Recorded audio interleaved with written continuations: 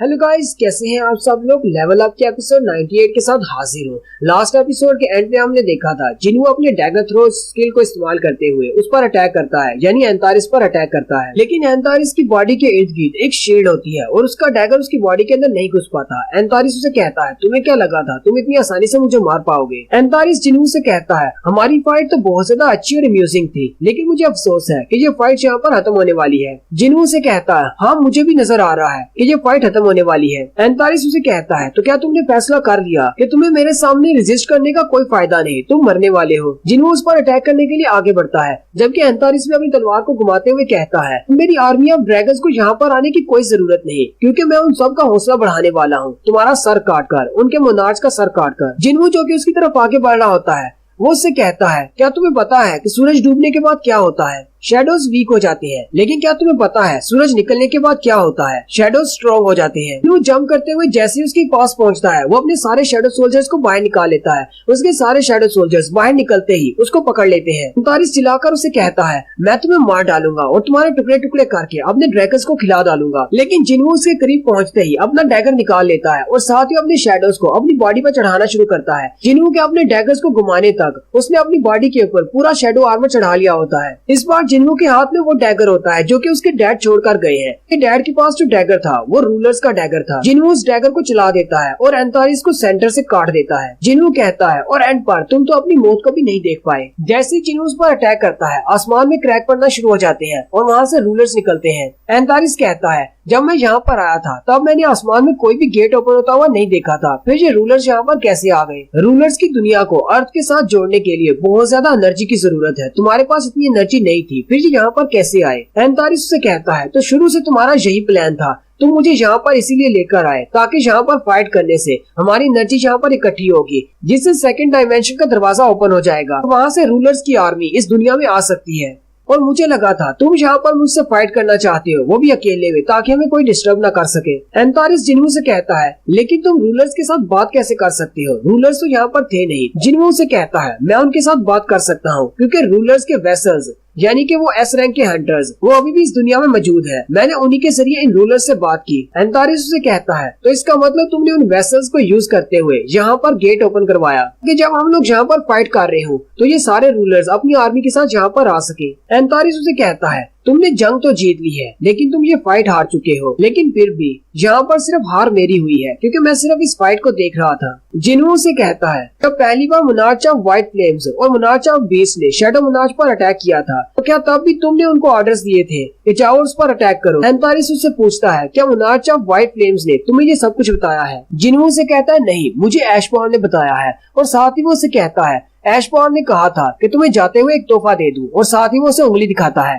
ये देखकर एंतारिस और भी ज्यादा गुस्सा हो जाता है और अपनी तलवार को घुमाकर जिन्हों पर अटैक करने लगता है, लेकिन उसी वक्त रूलर्स नीचे उतर आते हैं और उसे मार देते हैं। ब्राइटेस्ट फ्रेगमेंट ऑफ ल्यूमिनोसिटी भी नीचे उतर आता है। एंतारिस कहता है, ये पूरी दुनिया तो ब्राइट लाइट और डार्क शेडोज के साथ कवर थी, मेरे पास शुरू से ही कोई चांस नहीं था इस वार को जीतने का। एंतारिस कहता है, मैं तुम्हारा इंतजार करूंगा उस इंटरनल जगह पर जहाँ पर मरने के बाद सभी लोग जाते हैं, ना कि तुम्हारी इल्यूजन्स में। तब तक मैं वहाँ पर तुम्हारा इंतजार करूंगा। और साथ ही उसकी बॉडी एशेस बनकर बिखर जाती है। जिन्हों से कहता है, तुम्हें फिक्र करने की जरूरत नहीं, मैं तुम्हें बहुत ही जल्दी मिलने के लिए आऊंगा। ग्रेटेस्ट फ्रेगमेंट भी नीचे उतर आता है और जिन्हों से कहता है, तुमने एंतारिस को मारकर हमारी सदियों से चल रही इस जंग को खत्म कर दिया है। मुझे नहीं पता कि मैं तुम्हारा शुक्रिया कैसे अदा करूं।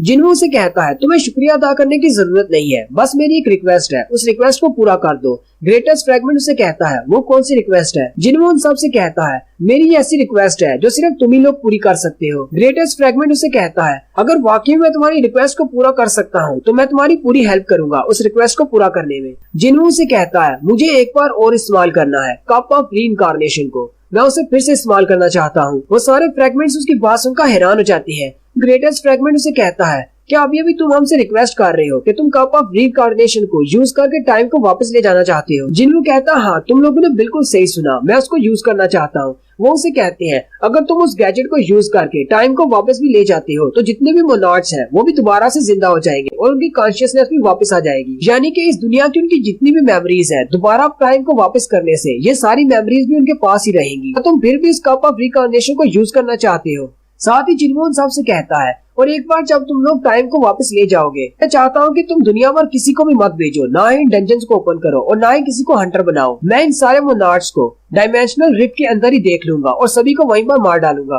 ग्रेटेस्ट फ्रेगमेंट ऑफ लाइट उसे कहता है, तुम ये सब कुछ क्यों कर रहे हो? तुम इस पूरी वार को अकेले खत्म करना चाहते हो। हमने कप ऑफ रीइंकार्नेशन को हजारों लाखों बार इस्तेमाल किया है और इस बार जो रिजल्ट निकला है वो सबसे ज्यादा बेहतर है। तुम्हारे बहुत सारे लोग अभी जिंदा हैं, उनके साथ अपनी जिंदगी को आगे गुजारो। तुम क्यों उन सारे मोनार्चिस को वापस से जिंदा करना चाहते हो? जिन्हों उनसे कहता है, मैंने इस वार में अपने बहुत सारे प्यारों को खो दिया है और मैं उन सभी को वापस लाना चाहता हूँ। फ्रेगमेंट ऑफ लाइट उसे कहते हैं, ठीक है हम तुम्हारी बात समझ रहे हैं, लेकिन कप ऑफ रीइंकार्नेशन को हमने इतनी बार यूज किया है, क्या मुझे लगता है कि वो लास्ट बार ही यूज हो सकता है। अगर तुम इस अपने मिशन में फेल हो गए तो हम कप ऑफ रीइंकार्नेशन को दोबारा यूज नहीं कर पाएंगे। तो इसका जो भी नतीजा निकलेगा उस सब का जिम्मा तुम्हारे सर होगा। अगर तुम्हारी अर्थ डिस्ट्रॉय हो जाती है तो उसका जिम्मा तुम्हारे सर होगा। अगर तुम अपना फैसला चेंज कर लेते हो तो पूरी दुनिया के लिए तुम इस वक्त एक हीरो हो, एक ऐसे मोनार्च जिसने पूरी दुनिया को बचाया है। जितने भी लोग बच गए हैं वो तुम्हें हीरो की तरह याद करेंगे। लेकिन अगर तुम वक्त को पीछे ले जाते हो और मोनार्चिस को जाकर डायमेंशन रिफ्ट में मारते हो तो किसी को भी ये पता नहीं चलेगा कि तुम कौन हो और तुमने क्या किया है उन सब के लिए। तुम्हें एक अकेली फाइट लड़ना होगी जिसका कोई भी गवाह नहीं होगा। अगर तुम जीत जाते हो तो हम लोग तुम्हारा इंतजार करेंगे, अगर तुम हार जाते हो तो कोई भी तुम्हारा इंतजार नहीं करेगा। तुम एक बार फिर से सोच लो, क्या तुम वाकई में टाइम को वापस ले जाना चाहते हो? जिन्हों उनकी बात सुनकर हल्का सा मुस्कुराता है, फिर वो अपनी मॉम और जिना को याद करता है, मिस्टर वूजिन को याद करता है, जिन्हों को याद करता है, चाइन को याद करता है और उनसे कहता है, मैंने अपना फैसला कर लिया है, मैं टाइम में वापस जाऊंगा। फ्रेगमेंट ऑफ लाइट्स कहते हैं, ठीक है हमें तुम्हारी बात मंजूर है, हम तुम्हें टाइम में वापस भेजेंगे। तुम्हें देखकर हमें ऐशबॉर्न की याद आ गई। कभी वो भी एक फ्रेगमेंट ऑफ लाइट हुआ करता था और वो भी सभी को बचाना चाहता था। फ्रेगमेंट ऑफ लाइट उसे कहते हैं, चलो फिर तुम्हारी विश पूरी करते हैं। जिन्हों कहता है, जरा रुको मुझे एक और बात पूछनी है, मेरे उन शेडोज का क्या होगा जो कि पास्ट में वहाँ पर नहीं थे, जिन्हें मैंने अभी कलेक्ट किया है। फ्रेगमेंट ऑफ लाइट उसे कहते हैं, जितने भी शेडोज को तुमने अभी कलेक्ट किया है वो तुम्हारे साथ नहीं रहेंगे, लेकिन जितने भी शेडोज तुम्हारे पास पहले से थे वो सारे तुम्हारे पास ही रहेंगे। यानी जिस वक्त में तुम जाने वाले हो उस वक्त से पहले के जितने भी शेडोज हैं, यानी ऐशबॉर्न की आर्मी के शेडोज, वो तुम्हारे पास ही रहेंगे। ग्रेटेस्ट फ्रेगमेंट ऑफ लाइट अपने पास से कप ऑफ रीइंकार्नेशन को निकालता और कहता है, चलो फिर रेडी हो जाओ, हम सिर्फ तुम्हें बेस्ट ऑफ लक ही कह सकते हैं। बाकी की सारी वार को तुम्हें अकेले ही झेलना होगा। और साथ ही उस कप में से रोशनी निकलती है और वो रोशनी पूरे प्लेनेट अर्थ को कवर कर लेती है। पूरी दुनिया में इस वक्त जितने भी हंटर्स हैं वो सारे फाइट कर रहे हैं, या फिर आम लोग जो अपने घरों में बैठे हुए हैं उन सबको वो लाइट नजर आती है और उसके बाद उन्हें कुछ भी याद नहीं रहता। जैसे ही वो लाइट खत्म होती है एक नया सीन स्टार्ट होता है। किन्हू की मॉम जिना से कहती है, जिना क्या तुम अपने भाई को उठाओगी, वो लेट हो रहा है, जल्दी से जाकर उसे उठाओ। जिना भी अभी एक छोटी सी बच्ची है, वो भागती हुई आती है और अपने भाई से कहती है, ओपा तुम कहाँ पर हो, जल्दी से उठ जाओ। जिन्हू पहले से उठकर बैठा होता है और जिना की तरफ देखकर कहता है, मैं तो पहले से उठा हुआ हूँ।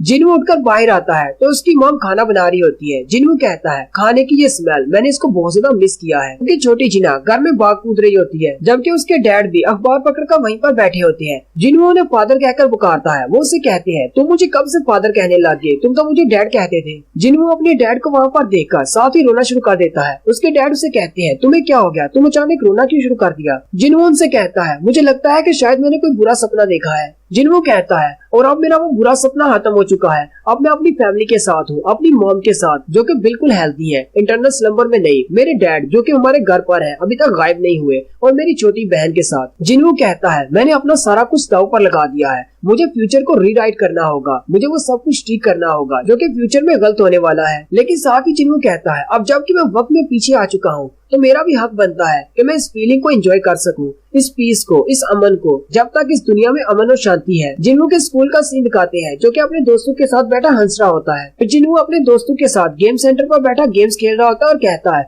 मैं ये बात अच्छी तरह से जानता हूँ कि आसमान के पीछे बहुत सारे रूलर्स और मोनार्च हैं। कुछ ऐसे मोनार्च हैं जो कि गेट्स प्रिपेयर कर रहे हैं और अपनी ड्रैगन्स की आर्मी बना रहे हैं ताकि दुनिया पर अटैक कर सके। लेकिन मुझे बस थोड़ा सा एंजॉय करना है, मुझे इस अमन शांति को एंजॉय करना है, अपनी पुरानी लाइफ को। मैं यहाँ पर कुछ और दिन रुकना चाहता हूँ ताकि मैं अपनी पुरानी लाइफ को एंजॉय कर सकूं। फिर नेक्स्ट सीन में दिखाते हैं जिन्हू की मॉम उसके रूम में जाती है तो जिन्हू की टेबल पर एक नोट पड़ा होता है जिसमें जिन्हू ने लिखा होता है, मैं वो करके वापस आऊंगा जो मुझे करना है। फिर जिन्हू डंजन्स के अंदर चला जाता है और अपने शैडो सोल्जर्स को यूज करते हुए डंजन में जितने भी मॉन्स्टर्स होते हैं उन सबको मार देता है। तो वहीं पर एक डायमेंशन रिफ्ट के अंदर उसका सामना योगोमोड के साथ होता है। जिन्हू कहता है, मैंने मोनार्चिस के खिलाफ अपनी फाइट को जीत लिया है और अब ये लास्ट बचा है।